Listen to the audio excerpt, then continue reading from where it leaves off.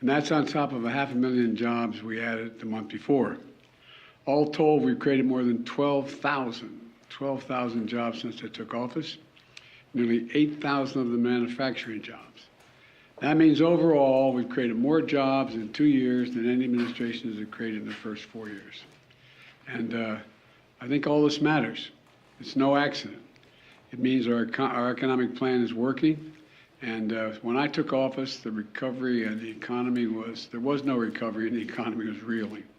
And 18 million people were unemployed on unemployment insurance compared to less than 2 million today.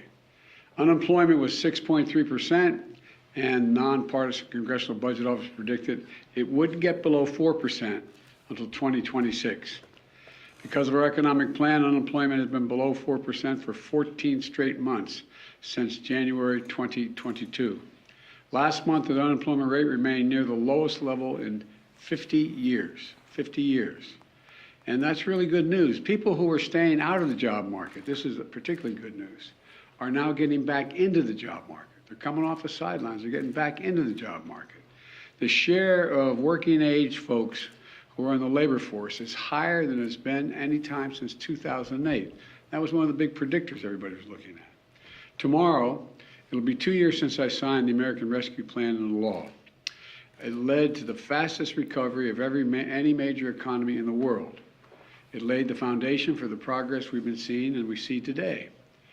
Record new business applications, more Americans with health care coverage than ever, including more than 14 million Americans saving $800 a year on their health insurance.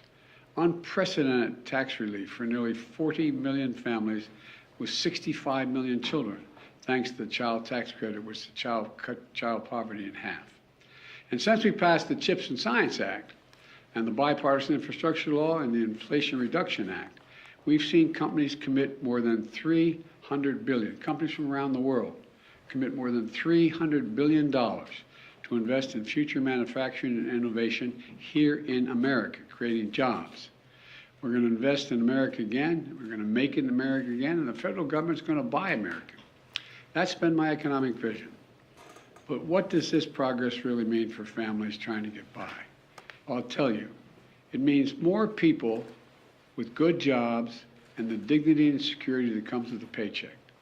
And while we still have more to do, and there may be setbacks along the way, inflation is now down 30% from what it was this summer. Gas prices are down more than $1.50 since their peak. At the same time, take-home pay for workers has gone up, especially for lower, and this is important in my view, especially for lower and middle income workers. This all adds up to just a little bit, I know you're tired of hearing me saying breathing room, but I think that's how people think about it, a little more breathing room for working families. And today's job numbers is clear. Our economy is moving in the right direction. Yesterday I went down to a hall in Philadelphia to lay out my budget and outlines my budget, which builds on the progress we've made growing an economy from the middle up and the bottom up and not the top down. It's a plan that keeps investing in American manufacturing, innovation, and creates more good-paying jobs that don't require a college degree. It protects, strengthens Medicare, Social Security, two bedrock programs Americans have been paying into for every paycheck they've earned since they've been a kid.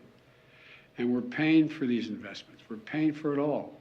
My plan, after it's all said and done, is going to cut the deficit nearly $3 trillion over the next 10 years, the plan I've submitted. And by making the wealthy and corporations just begin to begin to pay their fair share. You know, when we talked about 28% tax rate, Ronald Reagan was 28% tax rate. You know, that wacko liberal guy, you know. The idea that that's an unreasonable amount, but I'll get into that later. Anyway, it continues to lower costs for families. Building on the work we've already done to lower cost of insulin and other prescription drugs to make health insurance more affordable. It brings down home energy costs, bills for home energy costs. And our plan is a stark contrast to the MAGA Republican plan in Congress, where they're doubling down on the same failed policies of the past that would give special tax breaks to the wealthy, keep the tax breaks that were put in place by the last president, the wealthy tax breaks for big oil, tax breaks for pharma, at the expense of seniors and families. You know, it's kind of a top-down, trickle-down economics that never, ever worked. I know when I grew up, as you've heard me say before, not much trickled down on my dad's kitchen table. So, you know, my dad used to have an expression.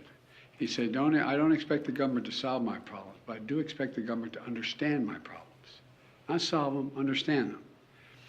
Building a budget requires some really hard decisions. But all over America, families are sitting around their kitchen tables making decisions that are equally consequential.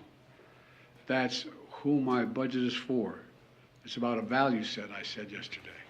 Working people, middle class, the backbone of the country, small businesses, who are responsible for around half of all the jobs in the economy. You know, big corporations, the Fortune 500, they're big. But small businesses account for half the people employed in the economy.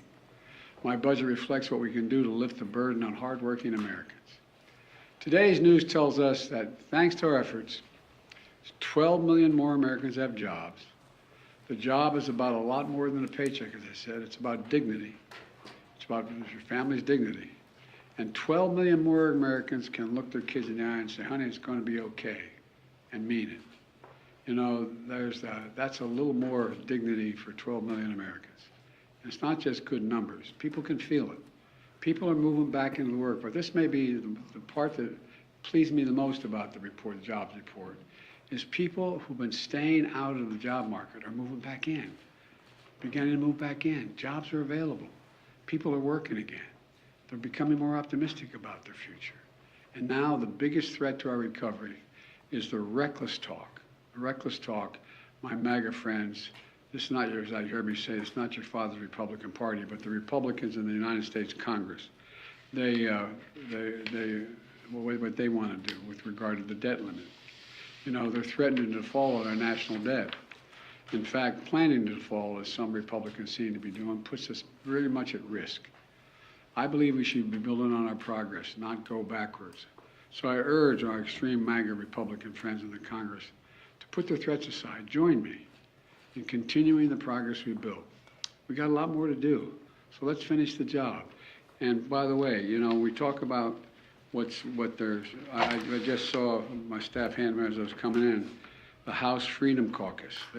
Members of the House caucus will consider voting to raise the debt ceiling contingent upon the enactment of legislation. You know what the essence of the enactment of legislation is? Cut all spending other than defense by 25%. 25% across the board. That means cops, firefighters, it means health care, that's just what they call discretionary spending, as you all know. And on top of that, what they're really focused on, I saw here, I shouldn't get into all this now, but is what it's kind of surprised me. They want to make sure we don't have enough IRS agents. You know those IRS agents we had? They're going to check on the accounts of the super wealthy, which require a lot of accounting, a lot of agents to look at it. They want to get rid of them. I don't know. We just have a very different value set. Anyway, I'm optimistic. We're going to get the CPI next week. Hopefully, we'll be in some solid shape. But anyway, yes. Mr. President, are you concerned that rising interest rates will put a damper on this job growth and impact the economy? And you mentioned the Freedom Caucus. Do you have any openness to negotiating on any of the issues that they mentioned? Well, first of all, we don't know what the CPI is going to be this week, but it's been down. Interest rates have been down. The inflation's been down for many weeks in a row now. And I said we're going to see blips going up, but I feel confident that we're headed in the right direction. And there's a lot of talk about what the Fed will do and not do. We'll see. We'll see what the Fed will do. But we'll see what the CPI is. I guess it's Tuesday or Monday, Tuesday, Wednesday. Next week is coming out. The idea that I'm going to agree that we start to figure out where we cut 25% across the board. By the way, their entire program does not lower the deficit one single penny. They're keeping, if what they say they mean, they're going to keep the tax cuts from the last president, number one, almost $2 trillion, if they're going to, in fact, no additional taxes on the wealthy, matter of fact, reducing taxes. And in addition to that, on top of that, they're going to say we have to cut 25% of every program across the board. I don't know what there's much to negotiate on. But I'm prepared. I told the speaker, as soon as he's ready to lay out his budget, I'm willing to sit down. And now I'm hearing things like, well, we're not going to have our budget till April or May, maybe even June. All this talk pushing me to get my budget done. I said I'd have it done by the 9th. I had it done by the 9th. I handed it to you guys. I handed it to them. Why all of a sudden can't they get it done in March? Or maybe even April? Or maybe even May? I mean, I don't know. It doesn't sound like they're on the level yet. So, thank you very much. Thank you, everyone. What are your thoughts on Saudi Arabia and Iran reestablishing diplomatic relations, sir? The better the relations between Israel and the Arab neighbors, the better for everybody. Will you sign the bill the House just unanimously approved on COVID-19